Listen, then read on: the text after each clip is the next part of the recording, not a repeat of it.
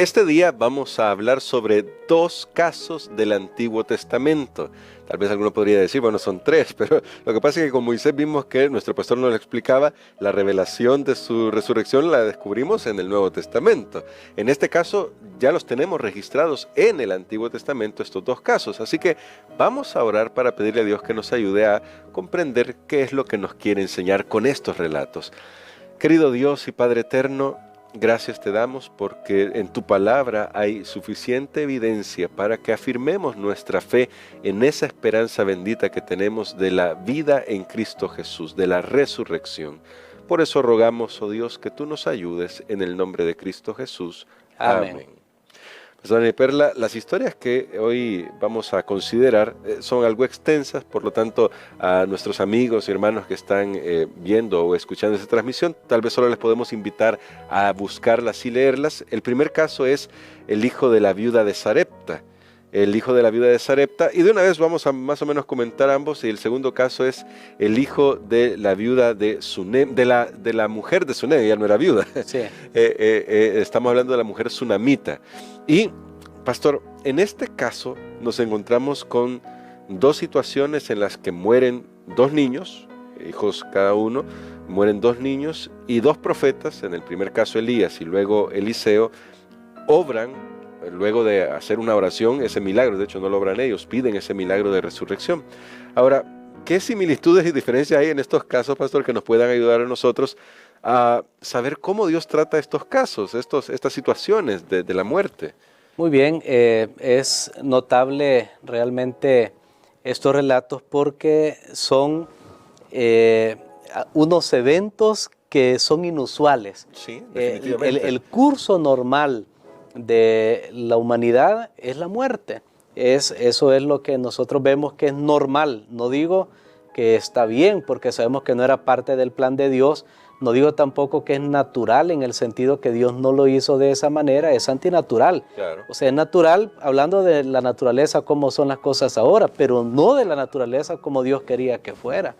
Pero bueno, el asunto es que estas muertes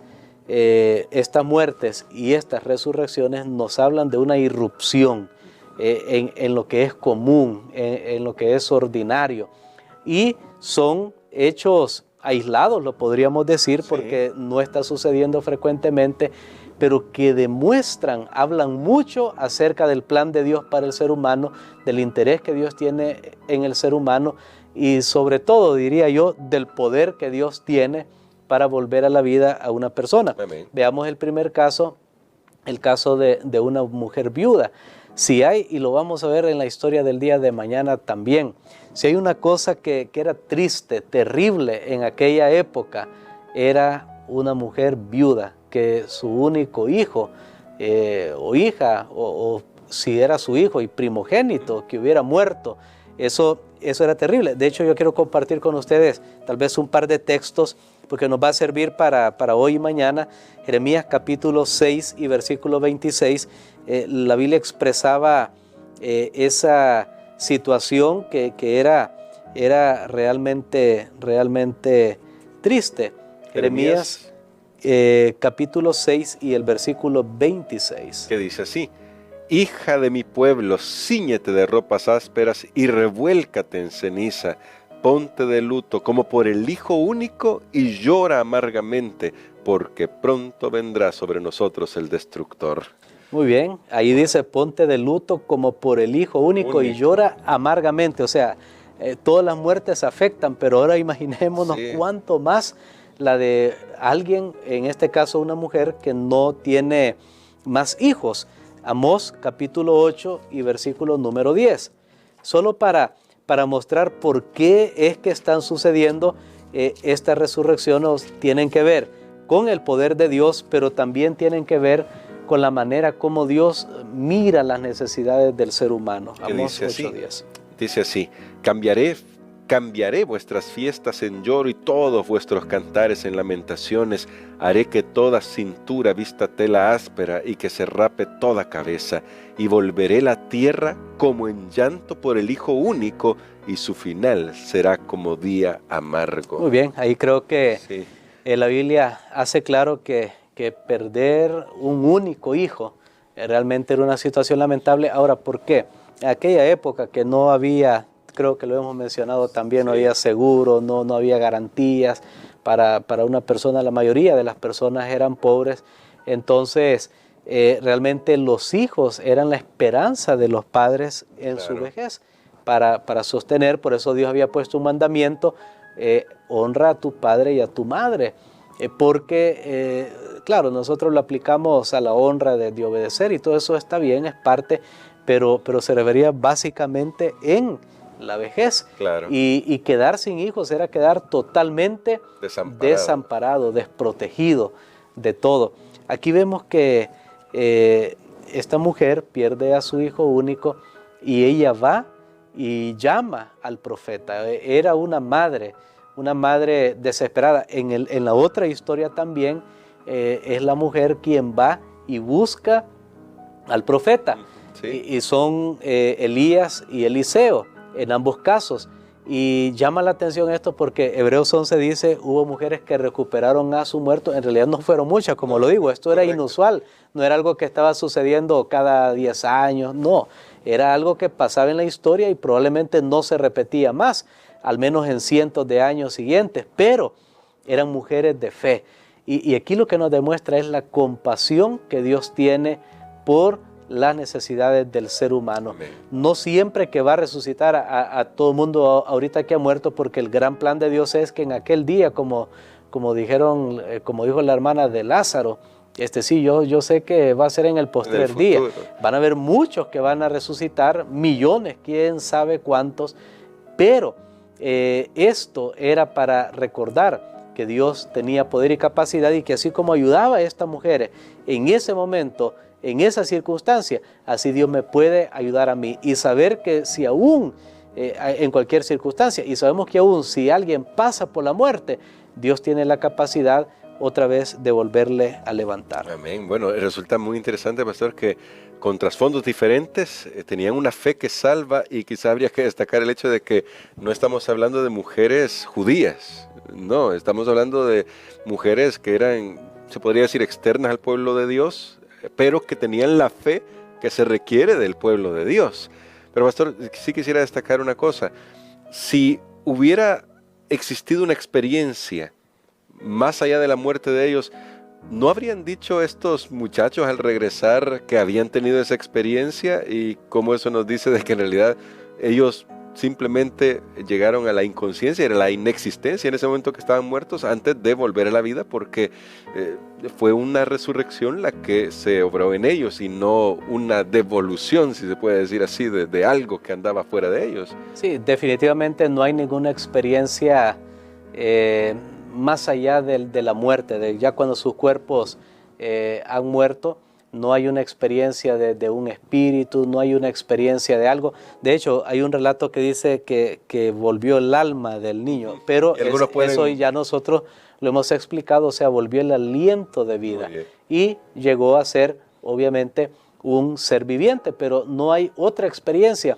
De hecho, lo que dice Hebreos 11, las mujeres recibieron su muerto mediante resurrección. O sea, es el proceso de la resurrección lo que va a traer de nuevo a la persona que ha muerto, que está durmiendo en el simbolismo bíblico, o que está descansando si es o ha sido un hijo fiel de Dios. Tal vez algo aquí que destacar, que estos milagros inusuales o que no son comunes, no son repetitivos en realidad frecuentemente, fueron ejercidos por hombres de Dios que eran poderosos, hombres de Dios que eran dedicados y consagrados a Él.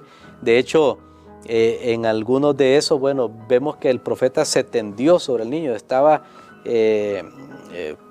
cuerpo con cuerpo allí.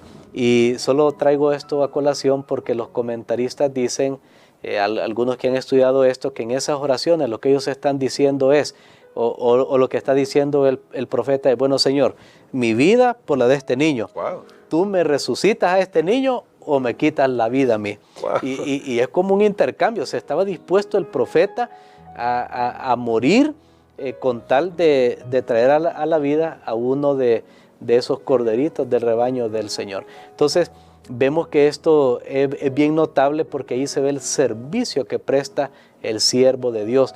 Jesús dice que el buen pastor su vida da por sus ovejas. ¿Cuánto estamos dispuestos nosotros para servir al Señor? No a nosotros, sino al Señor.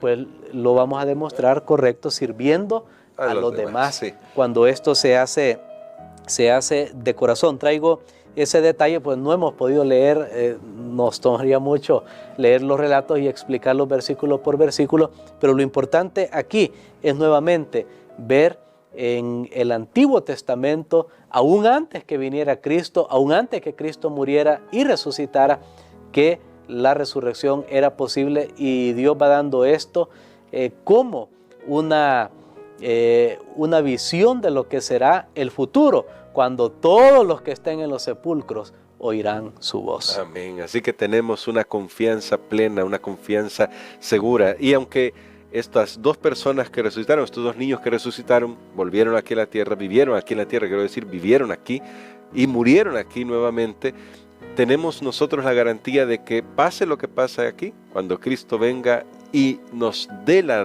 vida eterna con la resurrección, ya no tendremos que enfrentar nunca más la muerte. Así que ahí está nuestra confianza, nuestra esperanza, y queremos, pastor, que nos ayude a orar para que estos relatos dejen de ser simplemente un relato maravilloso, que sí es maravilloso del poder de Dios, pero que no solamente sea un relato lejano, sino que alimente nuestra fe sobre lo que Dios está planeando para nosotros. Amén. Padre, gracias te damos, Señor, porque tú has obrado en el pasado en maneras maravillosas, y sabemos que específicamente obraste en la resurrección de los hijos de estas dos mujeres que creyeron que tú tenías el poder, y que sus medios para que ellos volvieran a la vida, o el profeta que estaba en representación tuya, mostrara, Señor, de que tú tienes también y tenías ese poder. Ahora nosotros creemos, Señor, que esto va a volver a suceder, pero aunque en este momento lo que te pedimos no es la resurrección de nuestros seres amados inmediatamente cuando mueren, lo que sí te pedimos, Señor, que ese mismo poder que se manifiesta, que se manifestará cuando haya la resurrección general de los muertos que han creído en ti, se manifieste ahora en ayudarnos en las diferentes circunstancias, sean de salud, sean económicas, sean familiares, sean laborales. Lo creemos, Señor, que tú nos vas a ayudar en el nombre de Jesús. Amén.